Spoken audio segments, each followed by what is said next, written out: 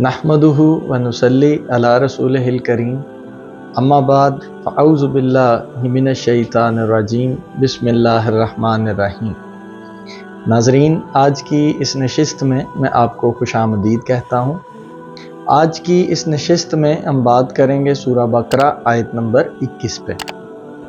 पिछली जो हमारी तमाम नशिस्तें थीं, ख़ुसूसन बिलख़ुसूस सूरह बकरा आयत नंबर 6 से लेके आयत नंबर 20 तक, उन तमाम नशिस्तों में अल्लाह सुब्हानहु व तआला कुफ़ार और मुनाफ़िकीन का तज़किरा कर रहा था, और वो आदतें या वो बीमारियां जो कुफ़ार या मुनाफ़िकीन के अंदर थीं, उन सब का जो है वो डिटेल के अंदर अल्लाह सुब्हानहु व तआला इन आयात में तज़किरा करता है।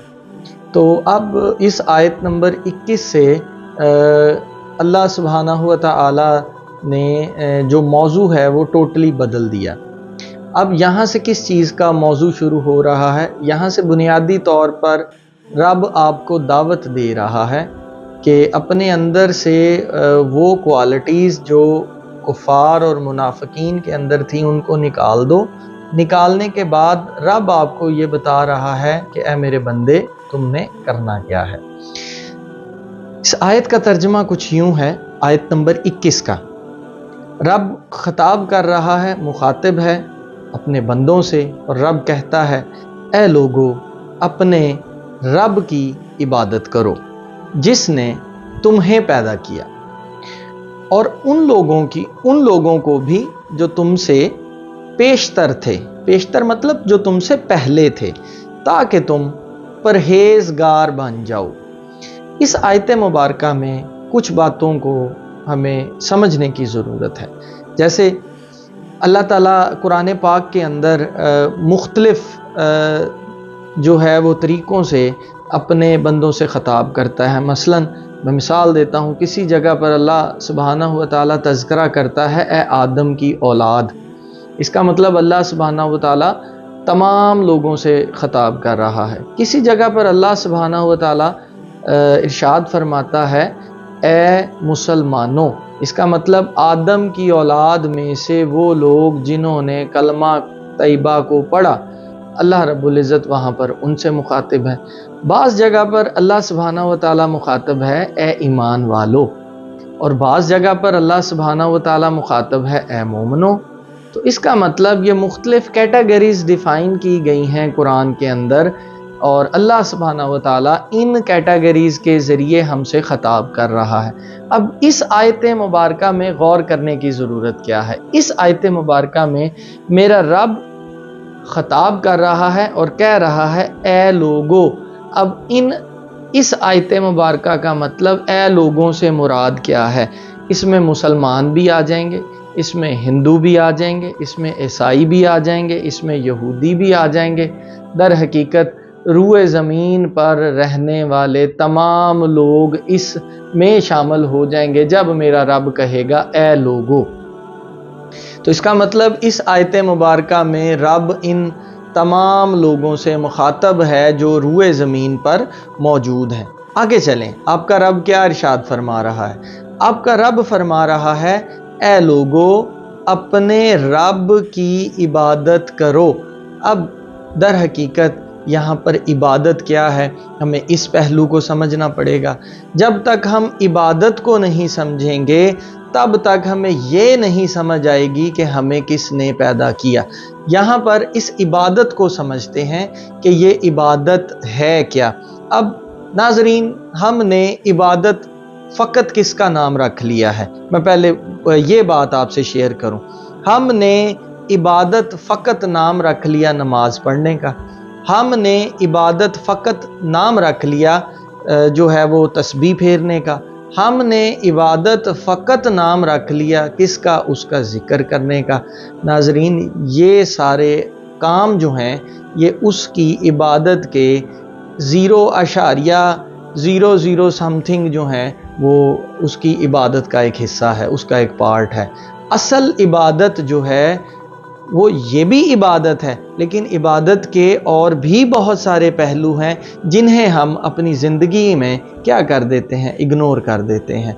तो आज मेरा इस आयत मुबारका को کھولنے کا مقصد یہ ہے کہ آپ اپنی زندگیوں میں عبادت کے صرف اس ایک پہلو سے نکل کر عبادت کے جو باقی پہلو ہیں ان پہلوؤں کو بھی سمجھنے کی کوشش کریں۔ صرف نماز، ذکر، روزہ اسی کو جو ہے وہ عبادت نہ سمجھیں، عبادت کے اور بھی بہت سارے پہلو ہیں۔ آج ہم اس عبادت کو بھی سمجھنے کی کوشش کریں گے۔ جب ہم اس عبادت کو سمجھیں گے تب ہمیں سمجھ آئے گی کہ ہمیں پیدا کرنے والا کون ہے۔ تو ناظرین، جس عبادت کا اب میں تذکرہ کرنا جا رہا ہوں، کوشش کیجئے گا ان عبادتوں کو بھی اپنی زندگی کا حصہ بنائیں۔ سب سے پہلے کسی پر رحم کرنا، یہ بھی عبادت ہے۔ کسی کے ساتھ مہربانی کرنا، یہ بھی عبادت ہے۔ آپ کے در پر کوئی سوالی چل کے آئے، سوال کرے اور آپ اس کا وہ سوال، اس کی وہ ضرورت پوری کر دیں، یہ بھی عبادت کے زمرے میں آتا ہے۔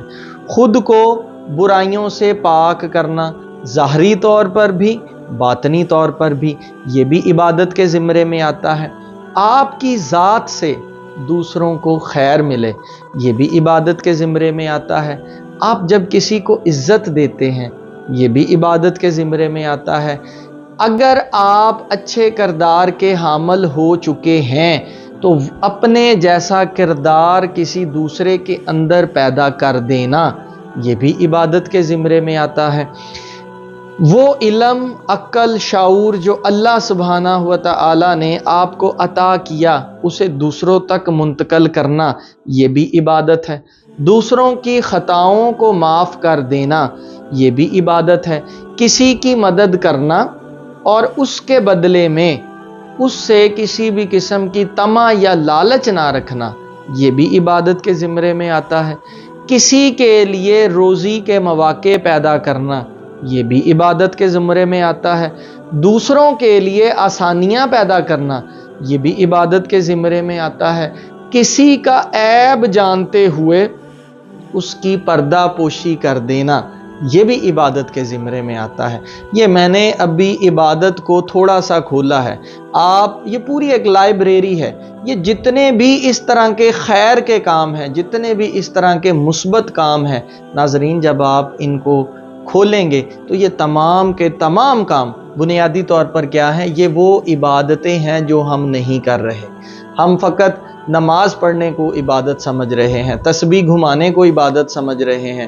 تو ناظرین میری آپ سے گزارش ہے، نماز بھی پڑھیں، رب کا ذکر بھی کریں، تسبیح بھی گھمائیں، سب کچھ کریں، لیکن یہ جو عبادت کا ایک دوسرا پہلو میں نے آپ کے سامنے رکھا ہے، ان پہلوؤں پر بھی غور کریں۔ کہیں ہم صرف ایک پیپر جو ہے وہ عبادت کا وہ پاس کرتے جا رہے ہیں، تو جو باقی کے 99 پیپرز ہیں عبادت کے، وہ کس نے پاس کرنے ہیں؟ تو ایک پیپر میں پاس ہو جانا جان نہیں چھوٹے گی، جب تک ہم باقی پیپرز میں پاس نہیں ہوں گے تب تک جو ہے وہ ہمارے ساتھ اس دن خیر والا معاملہ نہیں ہوگا۔ تو میری آپ سے گزارش ہے، اس عبادت کو سمجھیں، یہ عبادت در حقیقت ہے کیا۔ اب آئیں اس آیت کے اگلے حصے میں چلتے ہیں۔ میرا رب کہہ رہا ہے، اے لوگو اپنے رب کی عبادت کرو۔ عبادت کون سی کرنی ہے؟ جس کا میں نے تذکرہ کیا، نماز بھی پڑھنی ہے، تسبیح بھی پھیرنی ہے، اس کے ساتھ آپ کی ذات سے اس کی مخلوق کو فائدہ پہنچے، یہ عبادت بھی کرنی ہے۔ اچھا، ساتھ ہی میرے رب کی خوبصورتی دیکھیے گا، میرا رب کہہ رہا ہے عبادت کرو جس نے تمہیں پیدا کیا۔ اب مجھے کس نے پیدا کیا؟ مجھے رب نے پیدا کیا۔ اب رب ہمارے ساتھ کیا کر رہا ہے؟ ہم ڈیلی گناہ کرتے ہیں، وہ ہمارے گناہوں کو معاف کرتا ہے، ہمیں رزق دیتا ہے۔ اب ڈیلی ہم کیا کرتے ہیں؟ سارے برے کام کرتے ہیں۔ اس نے کبھی ہماری آکسیجن بند نہیں کی، اس نے کبھی زمین کو یہ حکم نہیں دیا کہ اے زمین تم جو ہے وہ پھلوں کو نہ اگاؤ، تو اس نے تو ایسا کوئی کام نہیں کیا۔ تو جس نے مجھے پیدا کیا، جب تک آپ کی عبادت کی فریکوینسی اس کی فریکوینسی سے میچ نہیں ہوگی تب تک بات نہیں بنے گی۔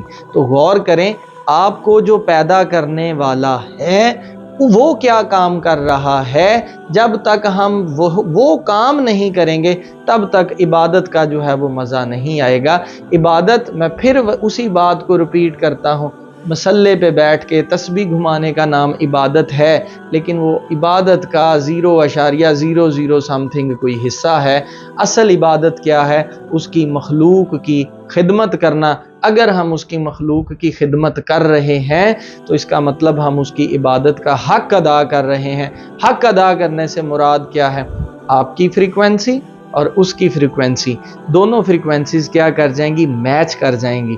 یہی در حقیقت اصل عبادت ہے، اور اسی عبادت کا وہ ہمیں حکم دے رہا ہے۔ اسی آیت مبارکہ میں آگے چلتے ہیں، اللہ سبحانہ و تعالیٰ ارشاد فرماتا ہے، ان لوگوں کو بھی جن کو میں نے تم سے پیشتر، تم سے پہلے پیدا کیا تاکہ تم پرہیزگار بن جاؤ۔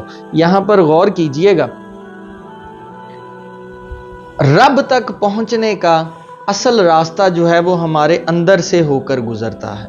اب ذرا اپنے اندر جھانک کر دیکھیں، آپ کے اندر وہ کیا چیز ہے جو آپ سے پہلے ہے؟ تو مجھ سے پہلے اللہ سبحانہ و تعالیٰ نے میری روح کو بنایا تھا۔ وہ جو میری روح ہے، اس روح نے اس دن رب سے عہد کیا تھا، قرار کیا تھا کہ اے رب تو ہی ہمارا رب ہے، ہم تجھ ہی کو مانتے ہیں، ہم گواہی دیتے ہیں کہ تو ہی ہمارا رب ہے، تو ہی سب کو پالنے والا ہے۔ تو ناظرین، ہماری جو روحیں ہیں، ہماری روحوں نے کیا کیا ہوا ہے؟ عہد کیا ہوا ہے۔ اگر ہمیں اس بات کی سمجھ آ جائے کہ ہم سے پیشتر کون پیدا ہوا تھا، ہم سے پیشتر، ہم سے پہلے ہماری روحیں پیدا ہوئی تھیں، ان روحوں نے اپنے رب سے عہد کیا تھا، قرار کیا تھا، اگر ہمیں وہ عہد یاد آ جائے یا اس بات کو ہم اپنے دماغ کے اندر بٹھا لیں، تو ناظرین کیا ہوگا؟ ہم پرہیزگار بن جائیں گے، ہم کبھی بھی کوئی غلط کام نہیں کریں گے۔ پرہیزگاری کا مطلب کیا ہے؟ پرہیزگاری کا مطلب ہے خود کو برائیوں اور گناہوں سے بچا لینا۔ اگر آپ خود کو برائیوں اور گناہوں سے بچا لیں گے تو اس کا مطلب آپ پرہیزگار ہیں۔ تو رب تو آپ کو خود طریقے بتا رہا ہے، رب کہہ رہا ہے اپنی فریکوینسی اور میری فریکوینسی کو برابر کر لے یار، جیڑا کام میں کردا وہی کام تو کرنا شروع کر دے۔ مگر افسوس، ہم نے عبادت کو فقط مسلے تک رکھ لیا۔